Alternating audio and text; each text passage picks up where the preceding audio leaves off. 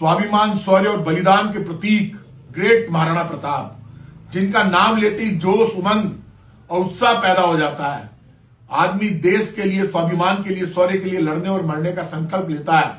ऐसे ग्रेट महाराणा प्रताप के लिए गवर्नर साहब, जो हमारे गवर्नर साहब है कटारिया साहब, जो मेवाड़ के बेटे हैं, उनके मुंह से इस तरह की भाषा कि जनता पार्टी जब पैदा हुई तब उन्होंने जिंदा करने का काम किया महाराणा प्रताप को। तो जनता पार्टी को पैदा हुए तो 40 वर्ष में, द ग्रेट महाराणा प्रताप को तो 500 वर्ष से ज्यादा हो गए।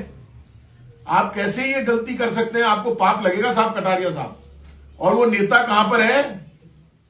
बड़ी बड़ी बातें करने वाले केंद्रीय मंत्री गजेंद्र सिंह जी, वोट सारे चाहिए इनको इकट्ठे करके। वो दिया कुमारी जी, ये गजेंद्र सिंह जो चीफ सर है वो कहां है? राज्यवर्धन सिंह जी कहां है? ये राजेंद्र सिंह जी राठौड़ साहब कहां पर है? ये राजनाथ सिंह जी कहां पर है? ये कटारिया साहब से बात कीजिए, माफी मांगिए। ये हिंदुस्तान का अपमान है, देश के गौरव का अपमान है। द ग्रेट महाराणा प्रताप ने अरावली की पहाड़ियों में रहकर हिंदुस्तान के गौरव की, स्वाभिमान की, शौर्य की, संस्कृति की रक्षा की। और महाराणा प्रताप ऐसे ग्रेट महाराणा प्रताप थे कि जिन्होंने आदिवासियों को साथ में लिया, दलित, शोषित, पीड़ित जो भी था, जो जंगल में रहता था, जमीन पर रहता था, पहाड़ में रहता था, इवन हाकिम का सूरी और पीर का पठान जैसे लोगों को सेनापति बनाकर मुसलमानों तक को अपने साथ में लेकर देश के गौरव की और सम्मान की रक्षा की। सामने बड़े बड़े बादशाह थे, बड़े बड़े लोग थे, लेकिन वो कभी भी हिंदुस्तान के गौरव और सम्मान के लिए लड़े। ऐसे महाराणा प्रताप को आज के दिन कटारिया साहब, आपके मुंह से जो निकला, आप माफी मांगिए।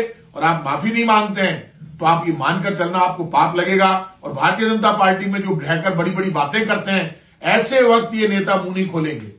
ये भारतीय जनता पार्टी के गुलाम बनकर रहेंगे। हमारी पार्टी में कभी भी बात आई, मैं हमेशा खुलकर बोला। अब ये नेता गुलामी छोड़िए और बोलिए और माफी मंगवाइए कटारिया साहब से। और कटारिया साहब माफी नहीं मांगते हैं तो ये मानकर चलना, वो देश का और इस भारत भूमि का अपमान कर रहे हैं, इस देश की जनता का अपमान कर रहे हैं, स्वाभिमान, शौर्य और बलिदान का अपमान कर रहे हैं। आप माफी मांगिए, माफी मांगना आपकी ड्यूटी है। और ये जो बाकी सब नेता है, यदि ये सामने आकर इस पर जवाब नहीं देते हैं तो मानिएगा ये भी गलत है।